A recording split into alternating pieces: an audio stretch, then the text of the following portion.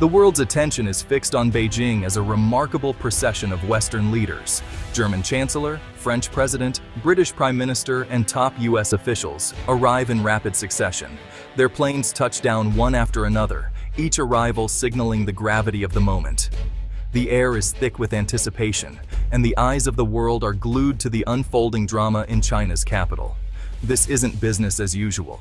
There's a palpable urgency, a sense that the global order is shifting beneath our feet.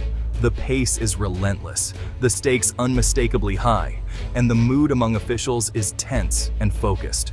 For years, the West and China seemed to drift further apart, with talk of decoupling, rivalry, and even open confrontation dominating headlines. Diplomatic standoffs and trade disputes became the norm, and the world braced for a new era of division. But now, in early 2026, the opposite is happening. Leaders are heading to Beijing, not out of affection, but out of necessity. The world's power centers are converging, compelled by forces larger than any single nation. The stakes are high. The old strategies, confrontation, isolation, and economic pressure, aren't working. The world's problems have outgrown the tools of the past. Why now? The answer is complex and layered. Economic pressures, geopolitical anxieties, and fierce technological competition all play a role. The global economy is more fragile than ever, and the need for cooperation is undeniable. The post-pandemic world is volatile and unpredictable. Economic headwinds buffet every continent, regional conflicts simmer and flare, and a strained global order demands engagement with China. The world is searching for stability, and Beijing has become the crossroads. Ignoring China is no longer an option. It's too influential, too integrated into the world's supply chains, financial systems, and diplomatic networks. Every major issue now has a Chinese dimension. These visits are pragmatic, not symbolic. The West recognizes that global challenges, climate change, pandemics, nuclear threats, and economic instability require China's active involvement and cooperation. Leaders are in Beijing to negotiate, to listen, and to seek a new equilibrium. They are searching for common ground, for solutions that can only be found through dialogue and compromise. It's a pivotal moment, a tacit admission that pure confrontation has limits, and that the future demands a different approach. The world is watching to see if old adversaries can become new partners. The world's most pressing problems can't be solved without China at the table. From climate action to global health, from security to technology, China's participation is essential. The leaders carry not just national interests, but the burden of a deeply interconnected world. Their decisions will ripple across continents, affecting billions of lives. They're not just talking. They're searching for a new balance, a new framework that will define the 21st century and shape the world for generations to come. The stakes could not be higher. Every word, every handshake, every agreement has the potential to alter the course of history. The world watches, waiting to see what this unprecedented convergence will bring, hoping for progress, wary of setbacks, and aware that the future is being written in Beijing. Economics is the most tangible reason for this diplomatic surge. But beneath the surface, there's a complex web of interests and dependencies shaping every handshake and negotiation. The old model, China as the world's factory, the West as consumer, is over. Globalization has evolved, and so have the roles each country plays in the world economy. Now, China is a vital market, a key link in global supply chains, and a major investor. Its influence stretches from raw materials to high-tech industries, impacting businesses worldwide. For export-driven economies like Germany, China's market is indispensable. German companies rely on Chinese consumers and partnerships to fuel their growth and innovation. Economic interdependence means a downturn in China could trigger recession in the West. Financial markets react instantly to news from Beijing, highlighting just how connected the world has become. Western leaders arrive with business delegations, seeking deals and fair market access. They're not just looking for new customers, but also for opportunities to invest and collaborate. It's not just about selling to China, but ensuring Western companies can compete inside China. Access to the Chinese market is a top priority for many multinational firms. They push for intellectual property protections and transparent regulations, Fair competition and legal certainty are essential for building trust and long-term partnerships. Stabilizing economic ties is a top priority amid inflation and global uncertainty. Leaders know that cooperation is crucial to weathering economic storms and avoiding unnecessary conflict. A trade war or decoupling would shock the fragile global economy. The risks are high, and the consequences would be felt by workers, consumers, and businesses everywhere. Leaders are in Beijing to keep vital supply chains open and resilient. They're working to prevent disruptions that could ripple across industries and continents. The pandemic exposed vulnerabilities, but shifting supply chains is slow and costly. Companies are weighing the risks and benefits of diversifying, but change takes time. For now, the world remains deeply reliant on China's manufacturing power. The global economy's future will depend on how these relationships evolve in the years ahead. Security concerns are just as urgent as economics. The world feels more dangerous. Ukraine's war drags on, tensions simmer in the Middle East, and Taiwan Strait. China's influence as a global power can't be ignored. Western leaders want China's help to pressure Russia and avoid escalation in Ukraine. Taiwan is another flashpoint. Leaders urge restraint and reaffirm their policies.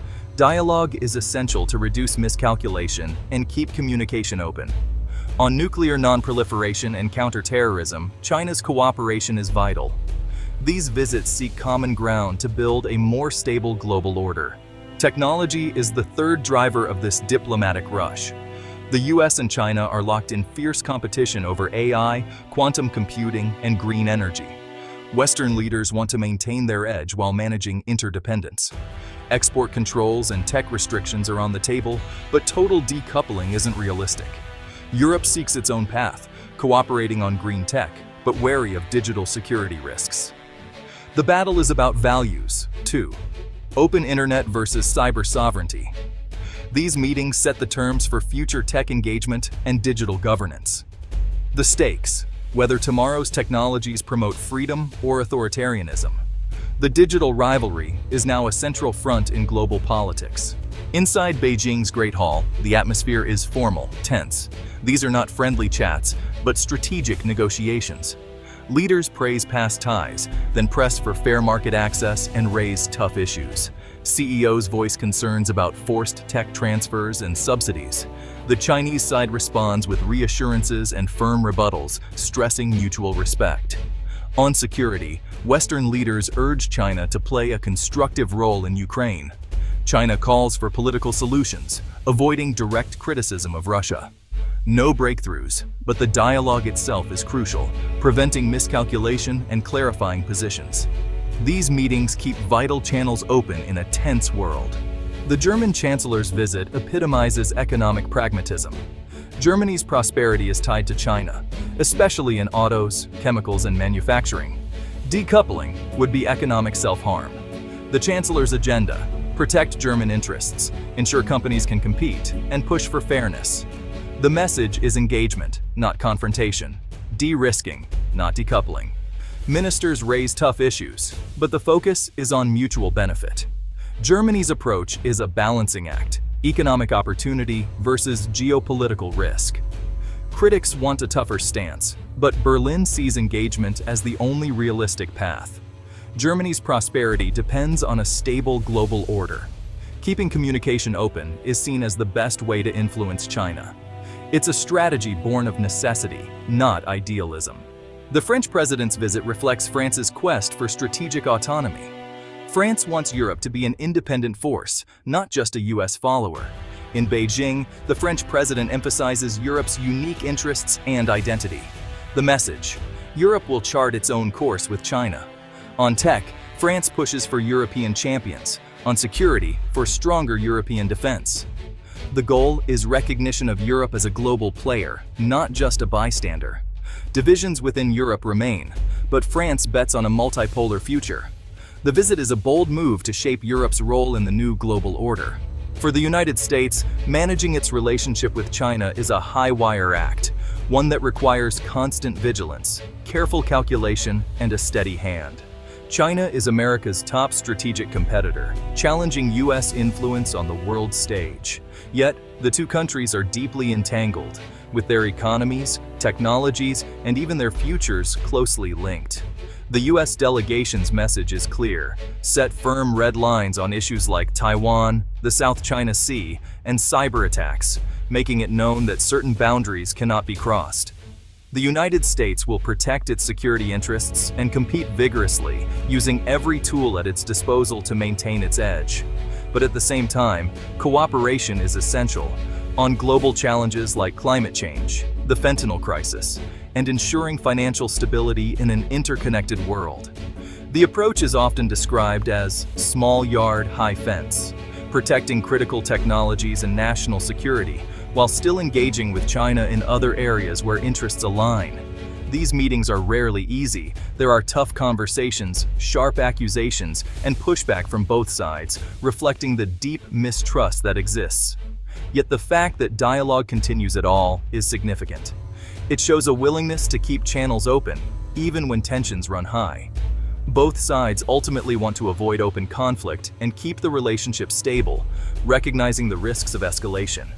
The U.S. recognizes that global challenges, like pandemics, nuclear proliferation, and economic shocks, require some level of coordination, no matter how fierce the rivalry. The fates of the U.S. and China are inextricably linked, shaping not just their own destinies, but the future of the entire world. These ongoing talks are about building a floor under the relationship, preventing it from falling into crisis, and creating space for practical cooperation. It's a pragmatic, if uneasy, coexistence, one that demands constant effort, compromise, and a clear-eyed view of both rivalry and reality. What does this diplomatic surge mean for the future?